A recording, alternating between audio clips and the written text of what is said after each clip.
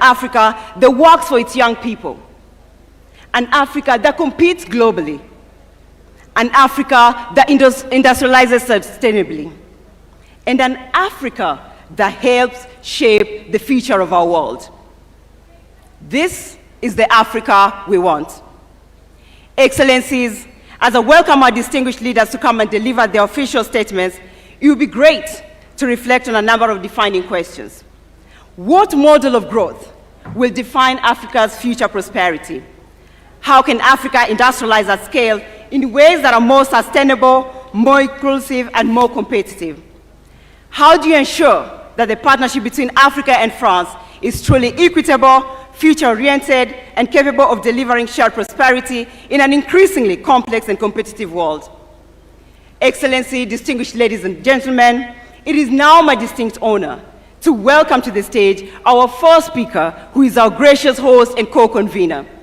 He is a champion for African economic transformation, an increasingly influential voice in shaping Africa's place in the world, and is very committed to positioning Africa not at the margins of the global economy, but at the very center of its future. Please welcome to the stage His Excellency Dr. William Samoei Ruto, President of the Republic of Kenya. Karibu, Mr. President.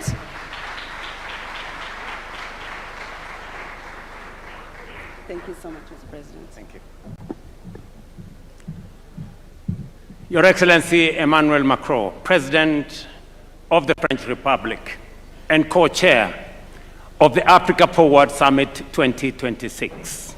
Excellencies, heads of state and government, honorable ministers, captains of industry, distinguished delegates, ladies and gentlemen. It is a profound honor and privilege to welcome you to the Africa Forward Summit 2026 here in Nairobi, Kenya, the cradle of humankind, the birthplace of our shared human history, and the origin of wonder. Wherever you come from, you are not merely visiting. You are returning to the very beginnings of humanity. And so, with warmth, friendship, and pride, I say to you all, welcome home. Bienvenue chez vous, karibuni nyumbani. We gather, ladies and gentlemen, at a profound, consequential moment in global affairs. The foundations of international order are being reshaped by deepening geopolitical divisions, persistent conflicts, economic volatility, climate pressures, and widening inequalities. Long-standing assumptions about global stability, cooperation, and prosperity are being tested as never before.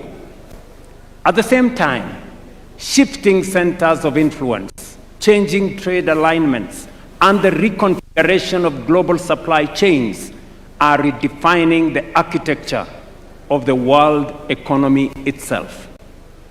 Yet, in moments such as this, fragmentation cannot be the answer, nor isolation the strategy.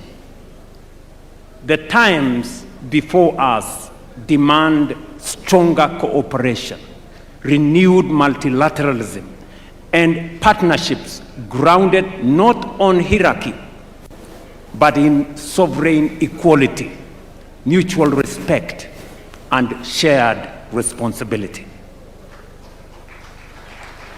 It is not how we do it. It is in that spirit that we convene this summit, grounded in our shared conviction that enduring partnerships must not be built on dependency, but on sovereign equality, not on aid or charity, but on mutually beneficial investments, and not on extraction or exploitation, but on win-win engagements. Excellencies, ladies and gentlemen, Africa and France have a unique opportunity to forge a forward-looking partnership that delivers shared progress while advancing Africa's long-term economic transformation. Africa approaches this summit not from the margins of global affairs, but as a strategic actor in its own right, endowed with vast natural resources, expanding markets, and one of the greatest reservoirs of youthful talent and innovation anywhere in the world today. We all know by the year 2050, 1 in every 4 people on earth will be African. That reality alone will shape the future of labor, will shape the future of markets, urbanization, energy demand, and global economic growth. Over the course of this summit, our deliberations will focus on priorities fundamental to Africa's development trajectory and long-term prosperity. Among them, domestic mobilization of resources for Africa's development at scale, reforms of the international financial architecture, development of transport, logistics, and connectivity infrastructure, energy transition and green industrialization, and of course, youth skills development to foster creativity, innovation, entrepreneurship, and AI-driven transformation. First, we must confront with honesty and urgency the question of how Africa finances its own transformation. The era in which Africa's development was principally framed through aid, dependency, and unsustainable borrowing must give way to a new paradigm grounded in investment, innovation, domestic resource mobilization, and strategic partnerships built on sovereign equality and mutual benefit. Because Africa is not part of the global problem, Africa is in fact the solution to the global challenges that exist today, including those of Africa. Our continent possesses vast natural resources, critical minerals, fertile land, immense renewable energy potential, expanding consumer markets, dynamic entrepreneurs, and the youngest population in the world. What Africa requires today, friends, is not charity, but investments, not extraction, but value creation, not dependency, but mutually beneficial partnerships capable of unlocking shared prosperity. That is the essence of the Africa Forward Summit. It is about recalibrating Africa's place in the global order.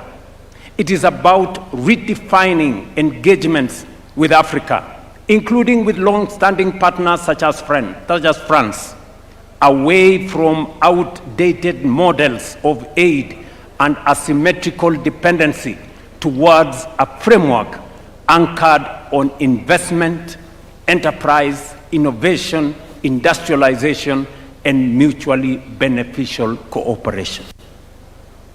And we are very clear about this. The current international financial system remains structurally unequal.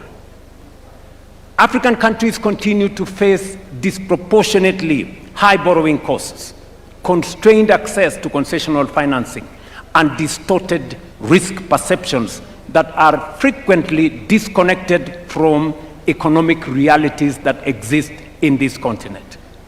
The bias embedded within global credit rating systems continue to penalize African economies, increase the cost of capital, and discourage long-term investment into productive sectors.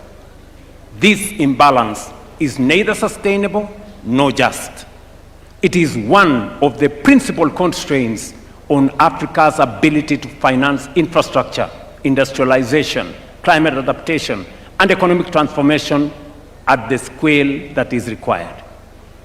That is why Africa has supported the establishment of the African Credit Rating Agency, an important step towards ensuring fairer, evidence-based, and context-sensitive assessment of African economies and investment opportunities.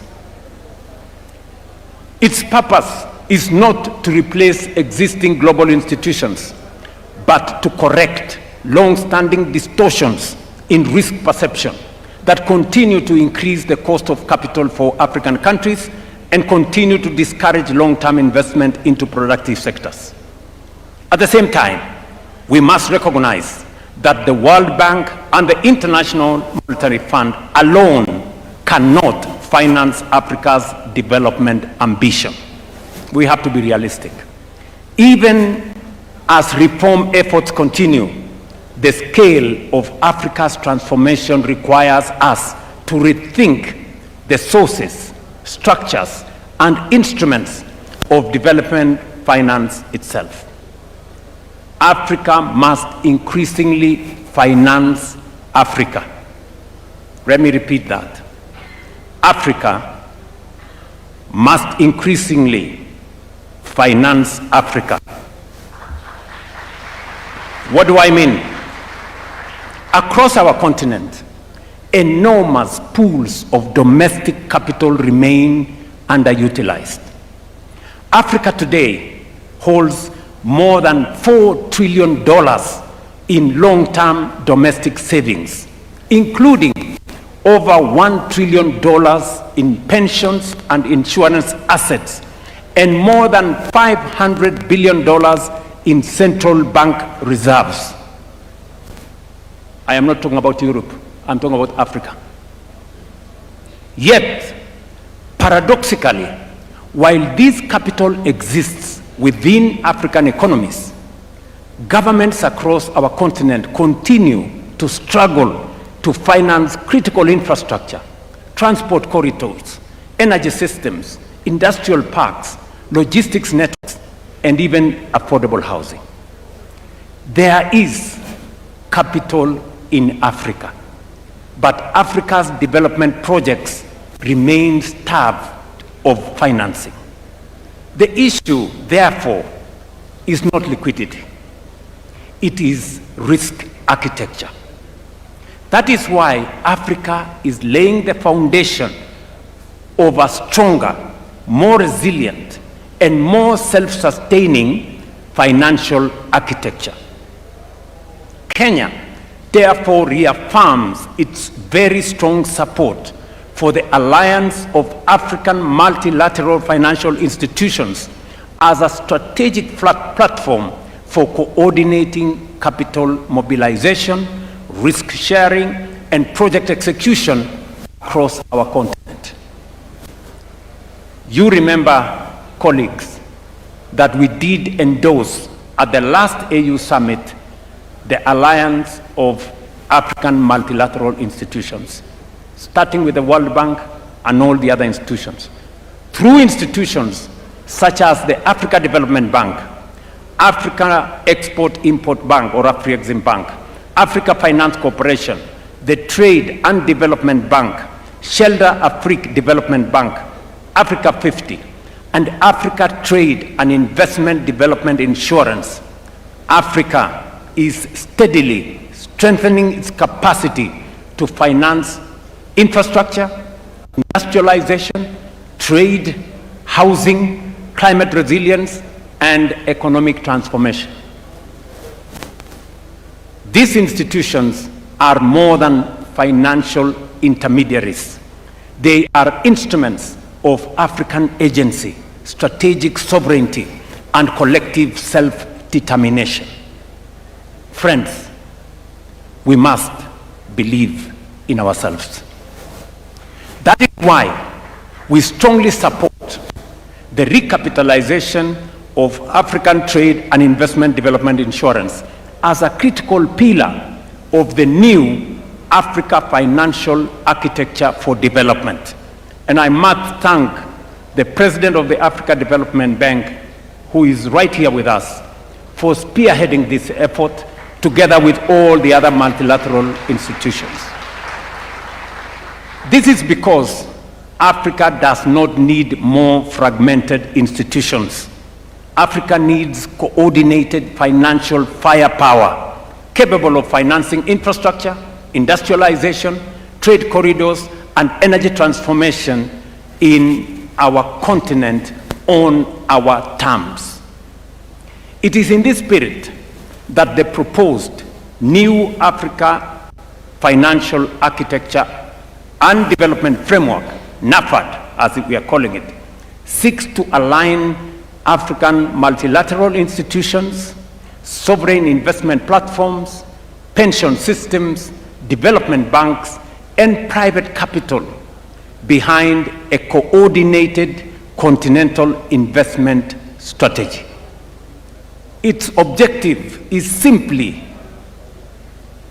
and simple but transformative: to retain more African savings within Africa and channel them into productive, bankable, and transformative sectors of our economy. NAFAD is designed to unlock long-term domestic institutional capital by creating credible project pipelines, harmonizing investment frameworks, strengthening regional capital markets, and establishing mechanisms that de-risk strategic public investments. By lowering risk and risk perception and improving project preparation, African pensions and insurance funds will be better positioned to invest confidently in infrastructure, industrialization, energy, housing, and regional connectivity projects across our continent. And by the way, I am still talking about resources that are African, our own resources. Ultimately, NAFAD represents Africa's collective effort to build financial sovereignty by aligning African institutions, African savings, and African capital markets behind Africa's development priorities. And Kenya has already begun implementing the elements of this vision through the establishment of the National Infrastructure Fund, a platform designed to mobilize long-term domestic capital into strategic national projects.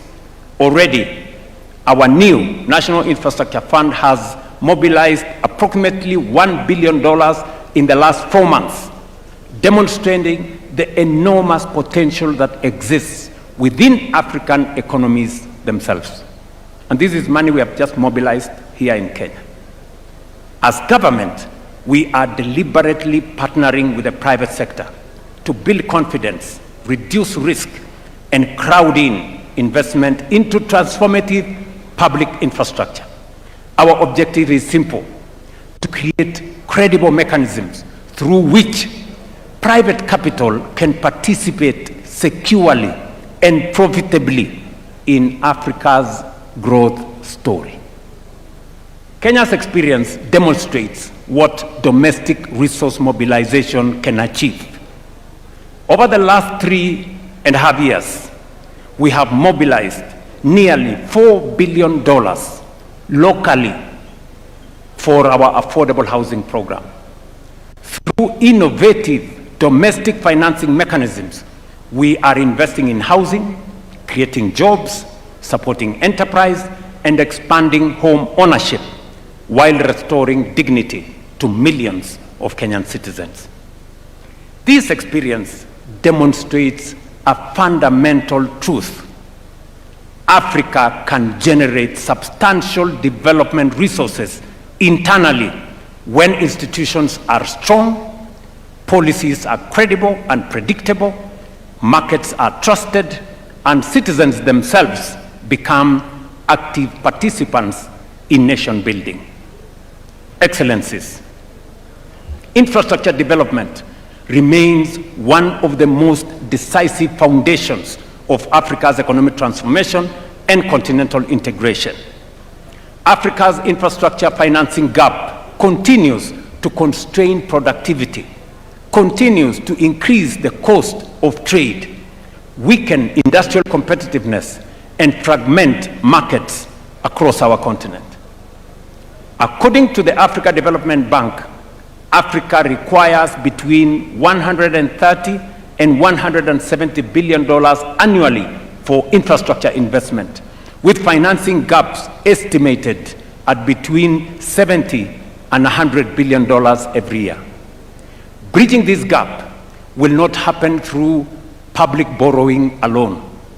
It requires innovative financial instruments, blended finance mechanisms, de-risking facilities like the one I have talked about, and strong public-private partnership capable of unlocking institutional capital at scale. But the broader challenge before us is continental.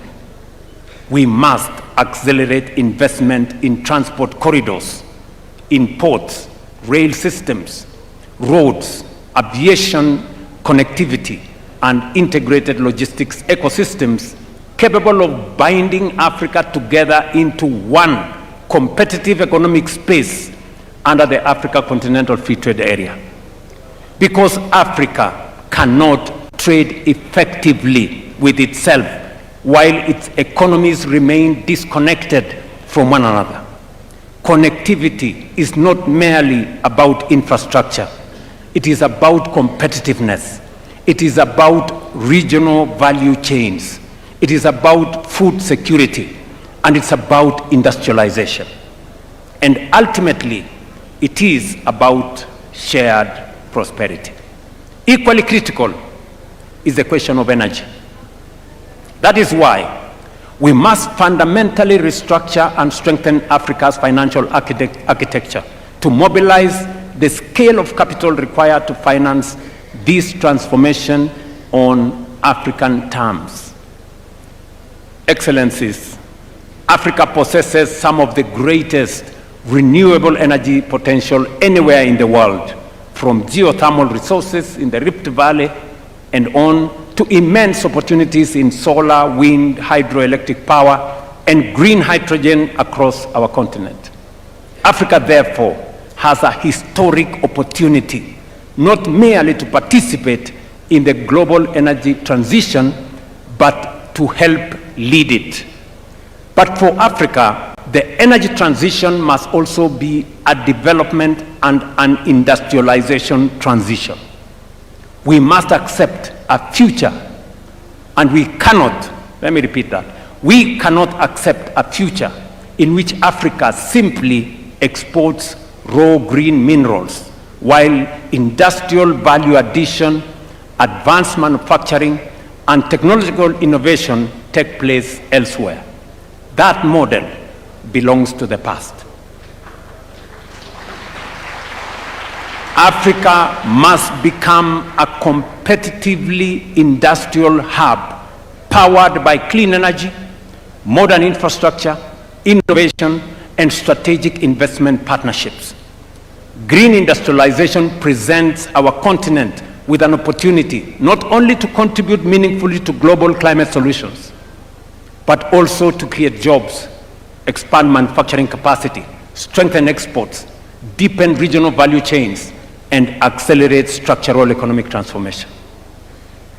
Excellencies, ladies and gentlemen, perhaps Africa's greatest strategic asset is its people. This demographic and the demographic reality that it presents will profoundly shape the future of labor markets, the future of technology, urbanization, consumption, innovation, and of course, economic growth. Our youth population is not a burden to be managed. It is an extraordinary strategic advantage to be invested in. But demographic potential does not automatically become demographic power. It must be deliberately cultivated by education, skills development, research, digital inclusion, entrepreneurship, and technological innovation. we must equip Africa's young people, not merely to seek jobs, but to create enterprise, build technologies, drive industrial transformation, and lead the next frontier of artificial intelligence and digital innovation. And across our continent, this transformation is already underway. From Nairobi to Lagos, from Kigali to Cape Town, young Africans are redefining finance through fintech, transforming agriculture through technology, expanding digital commerce, building globally competitive startups, and creating solutions capable of shaping industries far beyond our borders. What they require is access. Access to quality education, access to digital infrastructure, access to affordable capital, access to markets, and of course, they will create the opportunities necessary. Ladies and gentlemen, none of these ambitions can be fully realized without peace, stability, and effective multilateral cooperation. Peace, security, and development remain inseparable foundations of sustainable progress. Yet across parts of Africa and beyond, protracted conflicts, violent extremism, unconstitutional changes of government, terrorism, organized crime, and climate-related insecurity continue to undermine stability, weaken institutions, and constrain economic advancement. Current estimates indicate that Africa accounts for nearly 40% of active armed conflict globally and close to half of all internal displacements worldwide. These figures underscore both the scale but also the urgency of the challenges confronting our continent.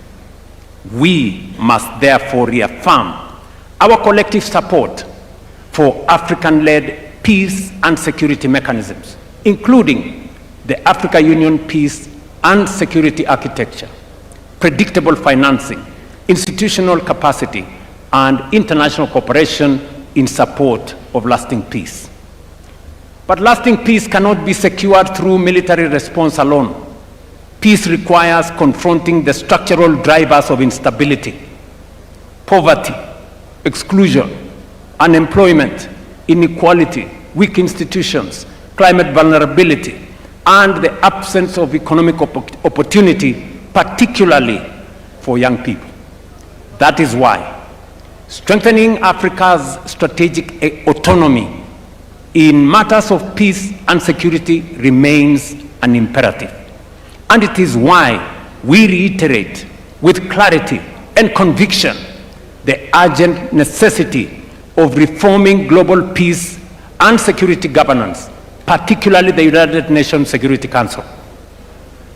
It is both indispensable and unconscionable that a continent of nearly 1.5 billion people, represented by 54 sovereign states and constituting one of the largest blocs within the United Nations, continues to remain excluded from permanent representation on the Security Council. Such inequality, ladies and gentlemen, such inequality erodes legitimacy, undermines credibility, and diminishes confidence in multilateral systems itself.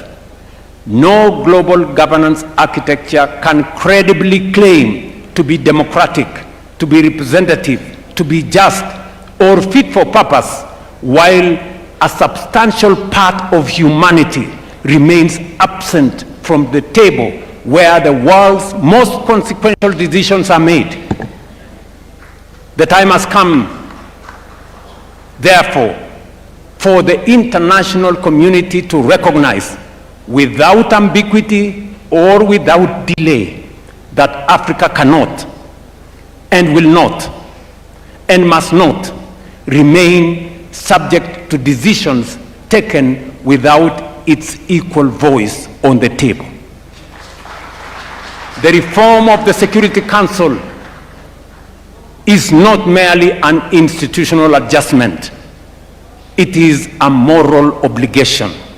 It is a strategic necessity.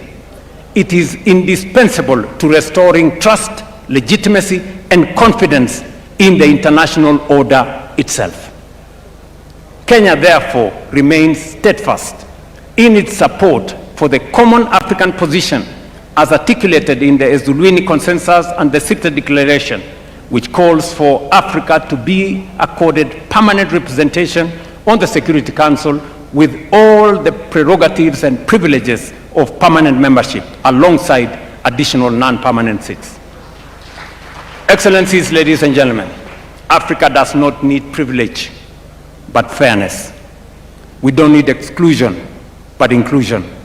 We do not seek confrontation, but partnership anchored on mutual respect, shared responsibility, and of course, shared progress. This summit, therefore, presents us with an opportunity to define a new era of engagement between Africa and its partners, an era based not on dependency, but on dignity, not on extraction, but on value creation, and not on short-term transactions, but on long-term shared prosperity. Because the Africa we envision is an Africa of confidence, an Africa of ideas, an Africa of innovation, an Africa of enterprise, an Africa that believes in itself, invests in its people, mobilizes its own resources, and engages the world as an equal partner in shaping balanced, prosperous, and peaceful global future. Africa is rising, determined to shape its own destiny, and increasingly prepared to shape the future of the world itself. That is the Africa Forward agenda. An agenda grounded not on dependency, but in sovereignty. Not in vulnerability, but in resilience. And not in limitation, but in possibility. That is the Africa whose time has come. Excellencies, ladies and gentlemen, Kenya is deeply honored to co-host this summit here in Nairobi. We look forward to productive deliberations, practical outcomes, and enduring partnerships capable of advancing prosperity, stability, dignity, and shared progress for our people and for future generations. I thank you for your kind attention. Thank you very much.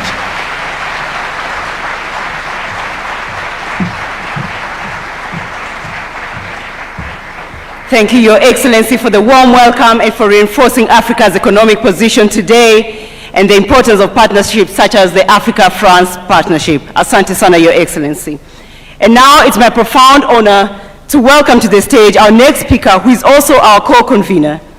He's a global leader who has consistently championed international cooperation and a world of rules-based order, has been at the forefront of advancing dialogue on global economic reform and strategic partnerships between Africa and France. Please welcome to the stage His Excellency, Mr. Emmanuel Macron, President of the Republic of France. Bienvenue, Monsieur le Président.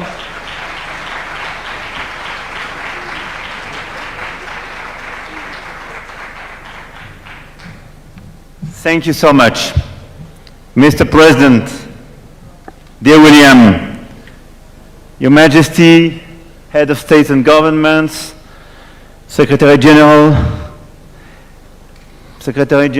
of Permanent Commission of the African Union, Secretary General of Francophonie, Ministers, Ambassadors, Entrepreneurs, ladies and gentlemen, Asante sana, Mr. President. And I will switch in French, if you allow me. Le président a tout dit. Et donc, je veux juste rajouter quelques convictions pour qu'ensuite on puisse passer à nos travaux. C'est un nouveau type de sommet, c'est une nouvelle philosophie, et donc nous allons aller au bout de cette philosophie. D'abord, ce sommet a commencé par des rencontres de la jeunesse, des entreprises, de la culture, du sport. Et d'ailleurs, nous allons juste après... with the captains of industry with whom we'll be able to discuss things. But deep down, the conviction that I wanted to share with you is that the agenda that Africa and France need to have, the one that I stand for, must not look backwards, but just look straight ahead. As President Ruto just said, we need to keep our eyes ahead. And what I have been trying to do for 10 years now is to construct a relationship which looks backwards with lucidity, and we've been working with Cameroon, Rwanda, Algeria, and several other nations, and which looks with bravery at the present, looking at our necessity of culture, activity, looking at co-development and co-investment, and which is built on respect for the fact that Africa has its own agenda. The relations between Africa and France, as we see it, as the way we want to implement, are built on courage, respect, and a will to have a shared agenda. That's what we've been working on for 10 years. We spoke about it yesterday, so I won't go into it now. Why am I so convinced that this is the right way 10 years down the track? Because the challenges of Africa and Europe are shared challenges. We all want peace, prosperity, sovereignty. Europe has always been fighting for this, and after the Second World War, the EU was built on this struggle for peace and sovereignty, and now the European agenda is indeed one built on strategic autonomy, so as not to depend on American or Chinese power. And when we want to defend the rule of law, international law, we believe in equality, in equal footing trade relations. We defend the climate. That is what Europe is all about.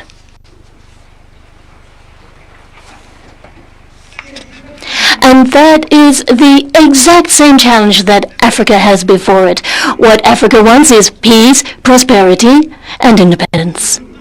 And deep down, this partnership that is embodied here in this Africa Forward Summit is a bond between Africa and Europe. This is what France is working for: peace, prosperity, and this strategic independence. It's a very powerful thing, and if we can do this, then it will enable us to reconstruct together a multilateral order that has been thrown into upheaval, been jeopardized, affects all of us, and deep down this can be a strong basis for moving forward together.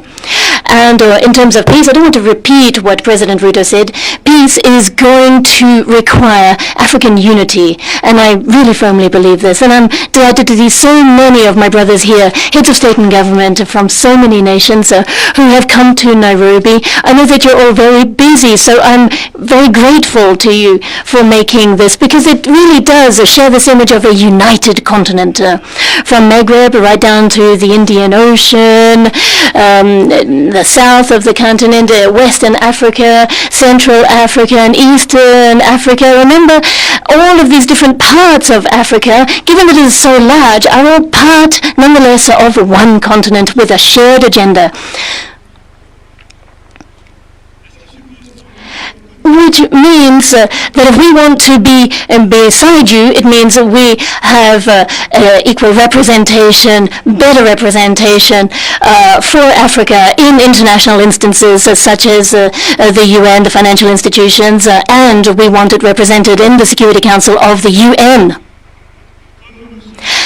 As we have also been fighting for Africa to have a permanent seat at the G20. We've been fighting for this for years, and we've now made it a reality. And we are fighting for an agenda, along with the Secretary General. We've been talking about this for an African UN presence, which will be all the better placed to defend its own peace and security operations, and particularly through the UN missions, we hope to see all the wherewithal given to Africa to ensure its own sovereign security. The African continent needs better representation, and Africa has the capacity to build on its strengths.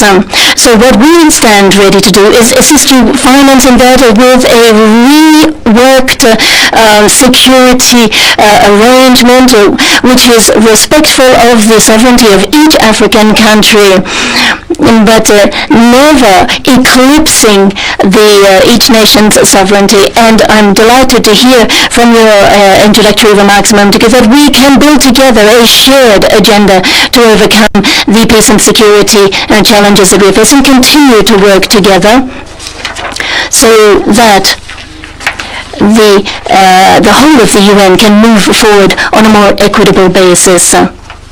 Prosperity next. With President Ruto, I was discussing this. I think that he is absolutely right when he's talking about the prosperity of the continent. It's clear, it's simple. No, what I'm offering is not to offer assistance. Those days are behind us. And we know that there are budgetary challenges in some instances, security challenges in others. These are realities that we need to be realistic about, but we need to rethink our North-South relations. And we need to look with lucidity at all of the cross-cutting benefits that Africa can derive from its diaspora. Those who are working very, very hard in many of our countries and send remittances back home are another important lever that we must not overlook. But the main notion I want to focus on is co-investment. What is co-investment able to achieve? It means investing in human capital, the young talents in Africa, in a formal economy. One of the major difficulties here is too much of the African economies that are underneath the tip of the iceberg is informal economy. It's about time we brought them into the value chains and to structure your agricultural sector and your industrial sector in such a way that it will be stronger than ever, so that Africa will no longer be seen as a place for rare earths and other resources to be extracted, but rather to be a partner.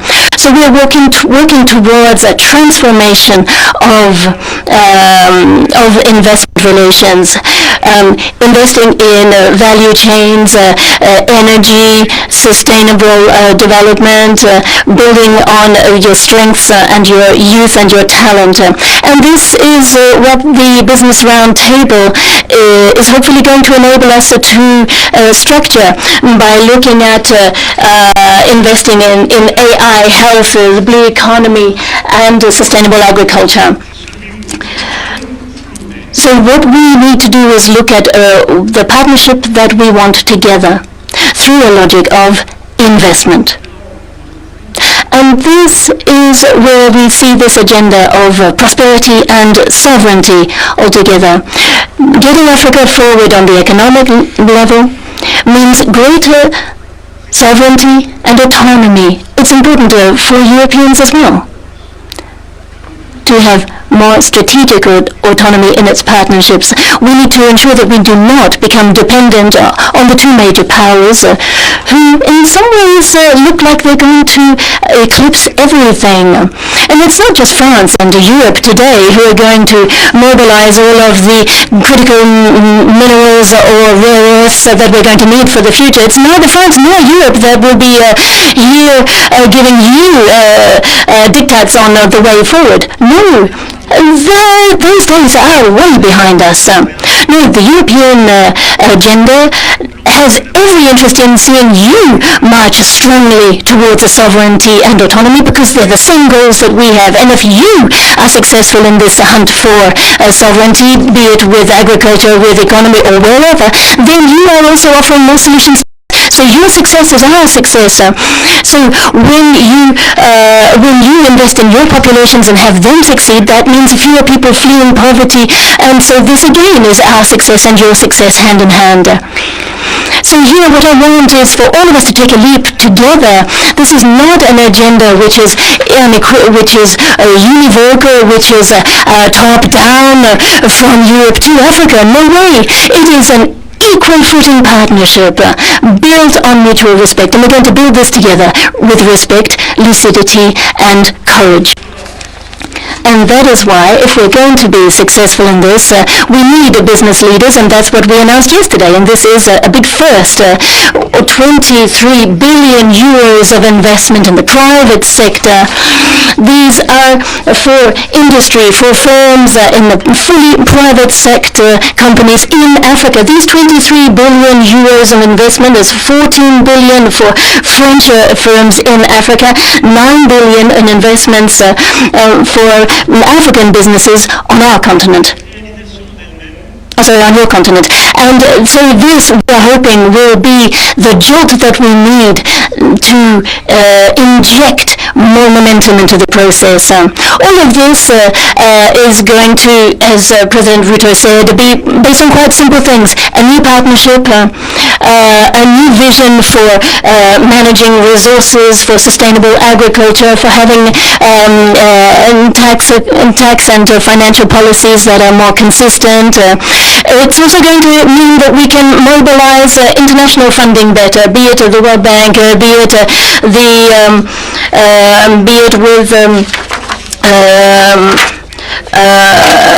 the IMF and with other international, with special drawing rights, with all kinds of mechanisms and debt restructuring that can move us all forward. So it's a true strategy for guaranteeing peace, and that is why the ITD here in Nairobi is so important. We're going to be able to work with you, with the ATD, so as to move forward so that ATD can play its full role continent-wide, and in this way prove successful. This strategy is a whole new paradigm shift, and it's going to require a new financial paradigm shift.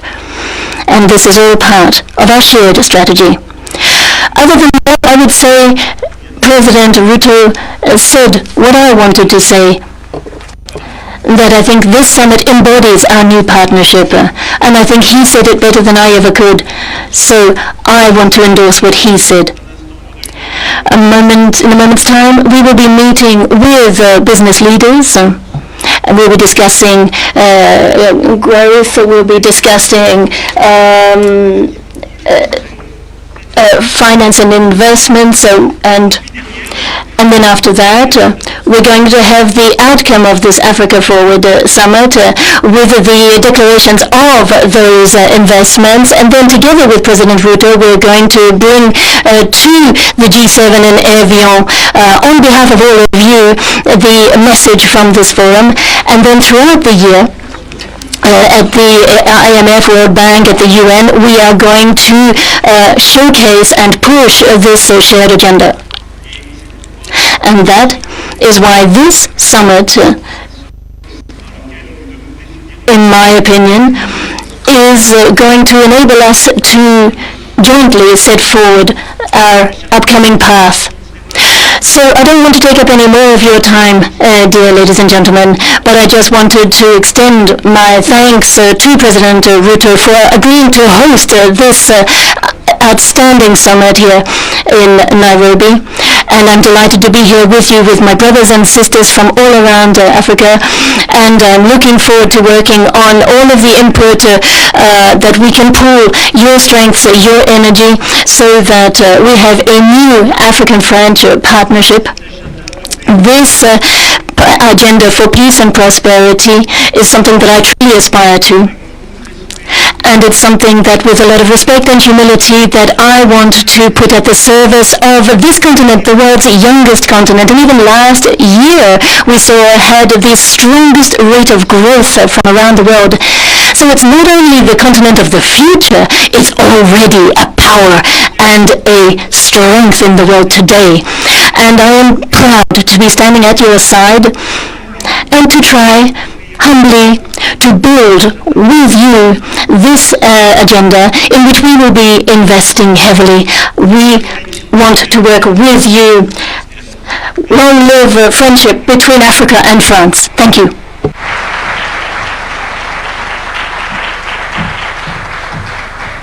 A warm, big round of applause for His Excellency. Thank you, Mr. President, for reinforcing the shared opportunities between Africa and France to continue working together. And now I'd like to please welcome on stage one of the world's foremost champions of multilateralism, peace and security, sustainable development, and global solidarity.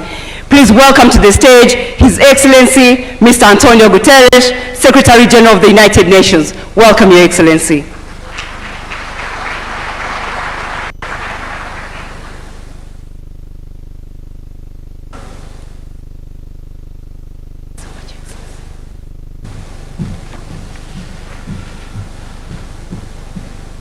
President William Ruto, President Emmanuel Macron, congratulations.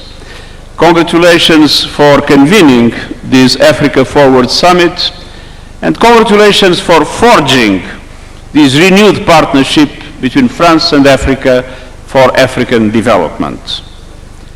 Your Majesty, Excellencies, ladies and gentlemen, the name of this summit captures the moment and the mission.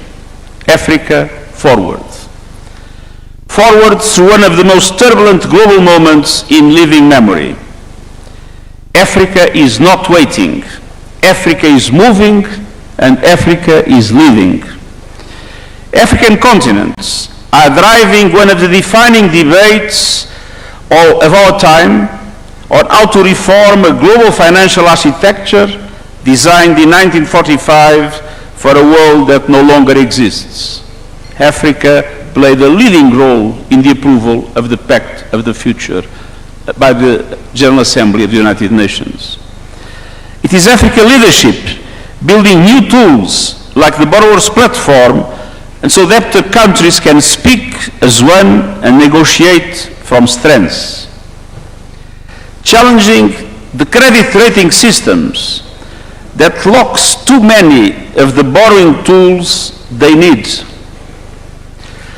Africa has had a leadership in securing the Seville commitment to expand the lending power of multilateral development banks, to mobilize private capital at scale, and to deliver relief from the debt burden crushing developing economies.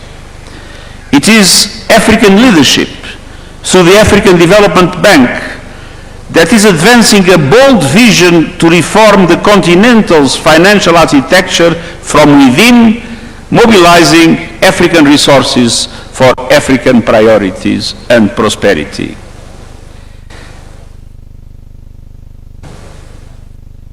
Africa is driving a UN framework convention on international tax cooperation so that countries are no longer cheated out of what is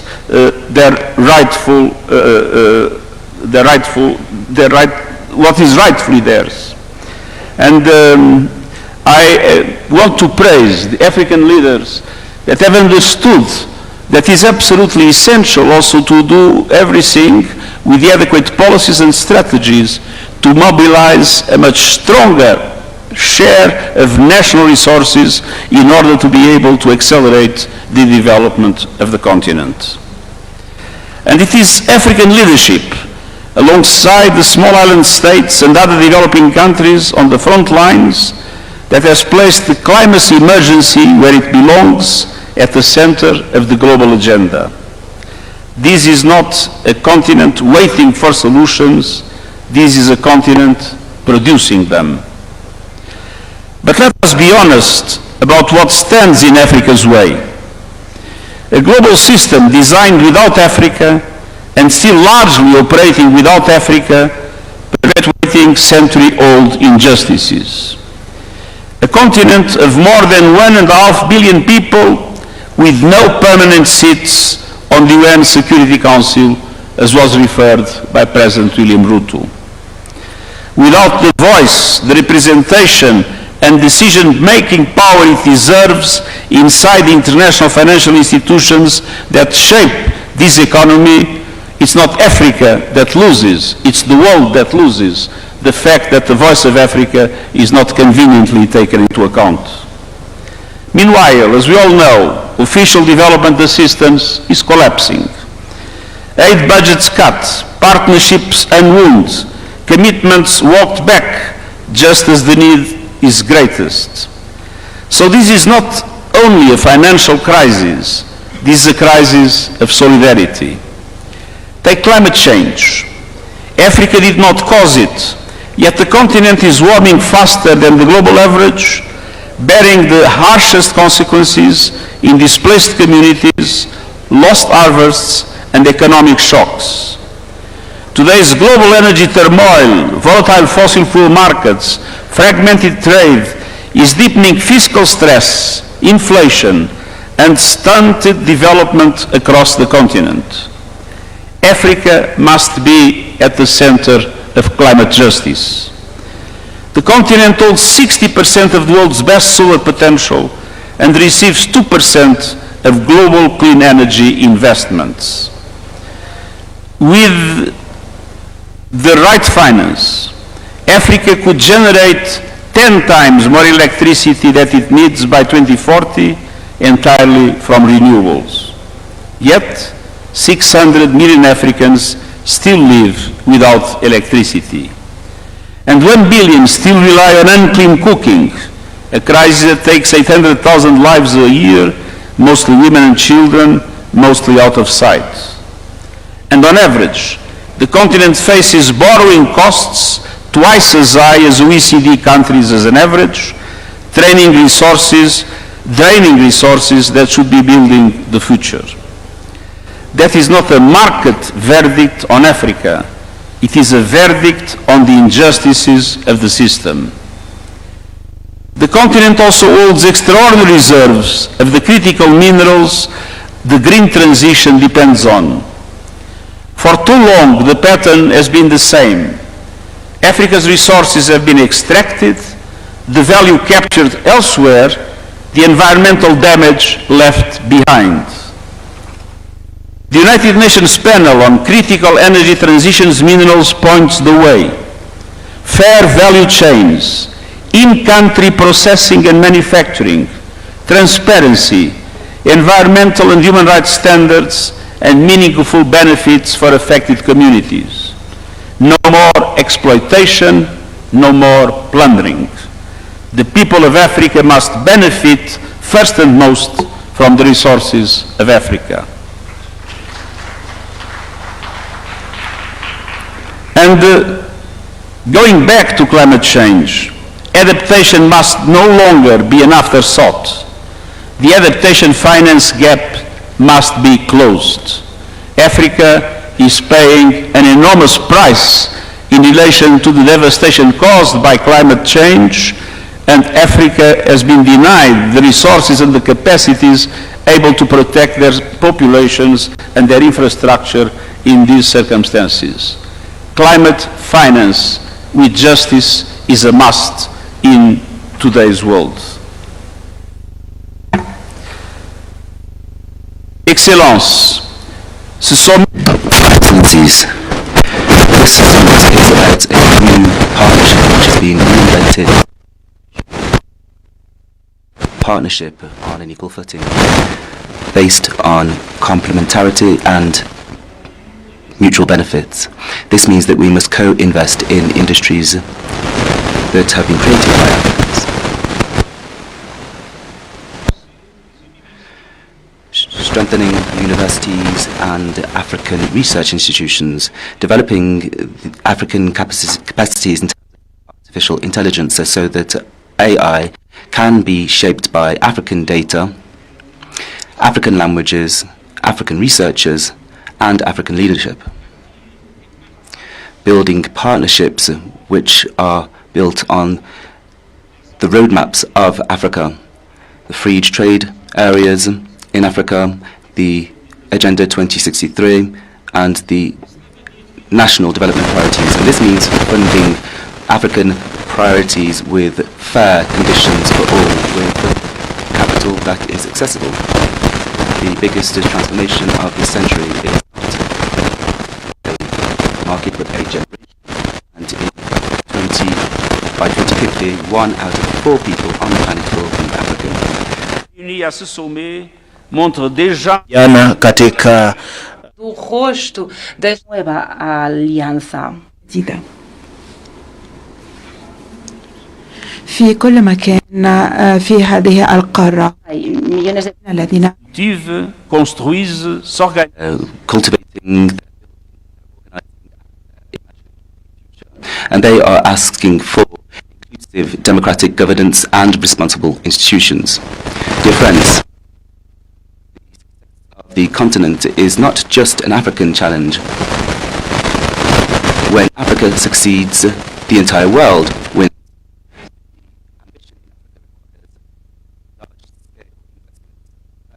National systems and partnerships built on mutual respect. Together, let us move forward with Africa, with trust, solidarity, and the hope of a shared future. Thank you very much.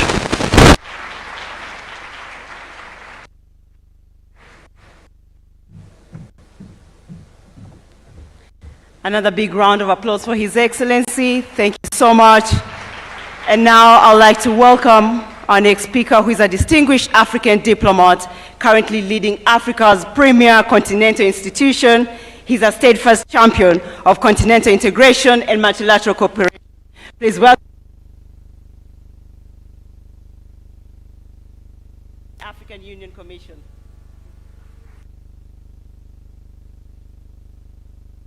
Monsieur William Ruto, président de la République du Kenya, Excellence Monsieur Emmanuel Macron, président de la République française, co-initiateur du sommet Africa Forward, Excellences, Mesdames et Messieurs les chefs d'État et de gouvernement, Excellences, Monsieur le Secrétaire général des Nations Unies, Mesdames et Messieurs. D'emblée, j'aimerais adresser nos remerciements au Kenya pour l'accueil de cet important événement. À travers cette rencontre, le Kenya et la France souhaitent impulser à l'Afrique une dynamique de progrès. En effet, l'Afrique doit se positionner pour peser sur les décisions globales. La géopolitique internationale est perturbée. L'économie mondiale vacille. Le multilatéralisme et la sécurité collective sont remis en question. Dans ce contexte incertain, notre continent se doit d'être aux avant-postes de l'alternance. Il est indéniable que l'Afrique possède des atouts majeurs: démographie et jeunesse, terres et ressources minières, énergies renouvelables et hydrocarbures. En effet, transformer le continent résidentiel the transformation of these assets into advantages, diversifying our economy. This is part of the recipe for success. Excellencies, ladies and gentlemen, it is possible to develop technology at a lower cost to train young people and our women. Energy will be the major factor. The competitiveness of our economy will require affordable capital. It is estimated that $690 billion, with 80 billion of illicit financial flows and 115 billion in annual additional costs.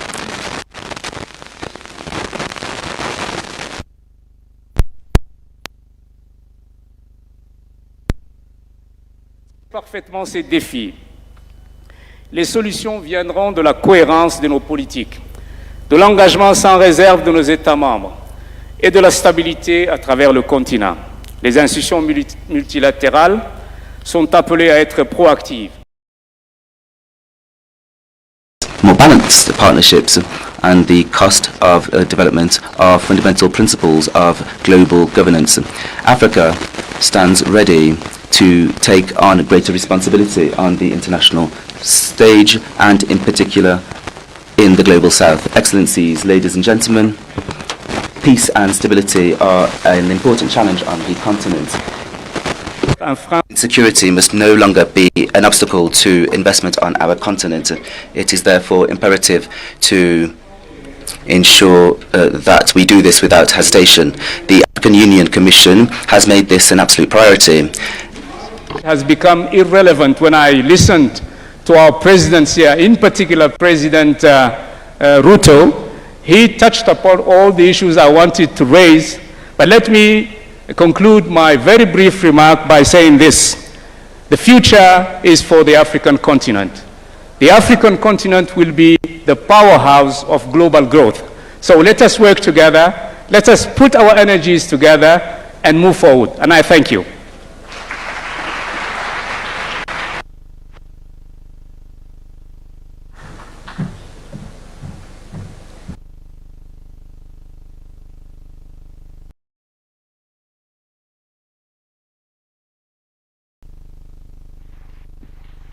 Your Excellencies, please allow me to briefly highlight the high-level roundtable discussions that will continue throughout the day. Immediately following the opening session, we'll proceed to the high-level plenary on energy transition and green industrialization in the adjacent room, Savo B. It's just right next. This will be followed by a high-level working lunch session on the reform of the international financial architecture, Savo C. Following the lunch working session will be a plenary on peace and security.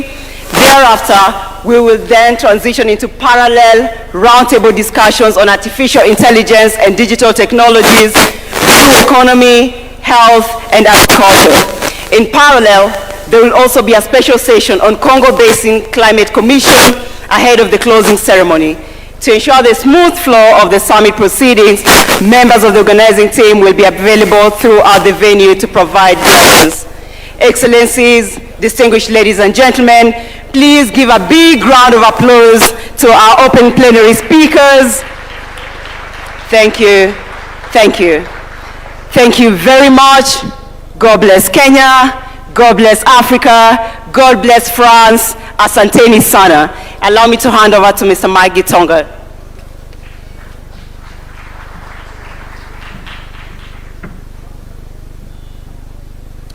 Thank you, Vivian. Let's give a clap for Vivian for great moderation.